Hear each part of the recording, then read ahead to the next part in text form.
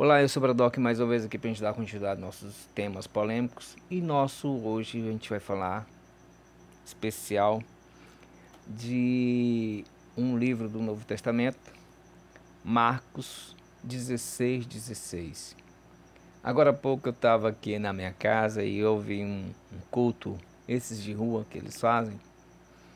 E lá o cidadão começou a pregar Marcos 16 e disse o seguinte: Marcos 16. E de pregar o evangelho a toda criatura, aquele que crê será salvo e aquele que não crê será condenado. Ou seja, já intimando as pessoas a crerem. A crerem em quê? A crerem no que eles falam. Só que Marcos, quando está escrito lá em Marcos, ele diz: aquele que crê e for batizado será salvo. Quem não crê será condenado. Mas por que essas duas distorções? E por que esse texto entrou como uma palavra sagrada? Como algo sagrado? Meus caros, é sabido que o livro de Marcos é o livro mais antigo do Novo Testamento. E ele foi escrito por volta de 70 depois da morte de Cristo. Ou seja, esse Marcos que escreveu o Evangelho, este livro, não é o Marcos apóstolo que viveu, que aprendeu, que foi discípulo de Jesus. Até aí tudo bem, né? Pois bem, então este Marco, este que escreveu o Evangelho de Marcos, ele adicionou essa palavra. Mas qual o objetivo? Simples, a conversão dos não cristãos ao catolicismo. Mas o catolicismo, sim, o catolicismo ele precisava, quando Constantino aderiu ao cristianismo, ele trouxe para dentro da igreja, no início, o poder de Roma. Então Roma dominava no material e Roma dominava no espiritual. E isso era uma forma de dizer: se você for contra Roma, tanto no físico quanto no material, você está condenado. No físico, você vai sofrer a sanção e Roma é a representação de Deus.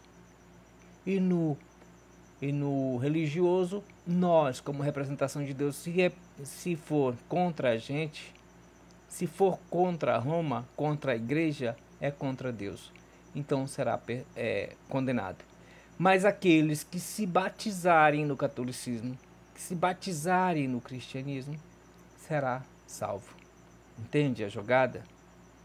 Nada mais do que uma jogada espetacular, fenomenal, por assim dizer.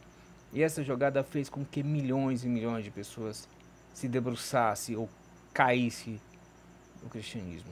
Por isso essa grande massa que há o catolicismo. É sabido por muitos que a Igreja Católica é a igreja mais rica que existe. Calma. Rica, sim, porque desde 2000 anos ela vem agaranhando fundos. É por isso que o padre não casa. Por que o padre não casa? É pecado? Não, simplesmente uma norma da igreja. Eu não me recordo a data exata, mas até um certo período, de uns 300 anos atrás, o padre era casado. Tinha a família dele. E com as cruzadas, morria muita gente.